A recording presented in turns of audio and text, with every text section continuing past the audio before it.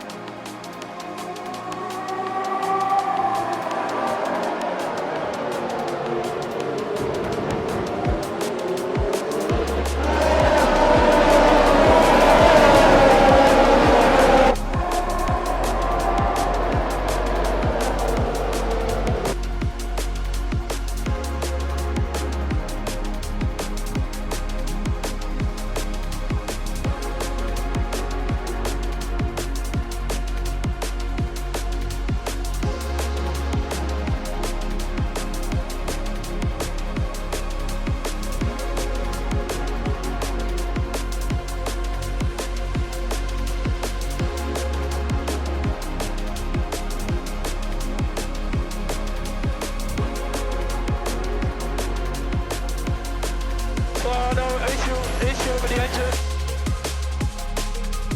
Yeah, here we go again. Max, that is the in for us. Okay, Max, please pull over, stop the car. I'm sorry about that.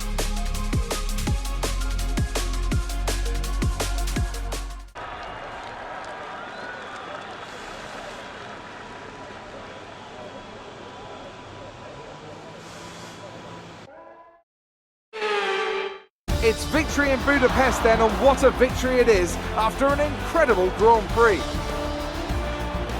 So Anthony, what made the difference out there today? Well, they clearly have a car that comes alive in the kind of conditions we were dealing with today.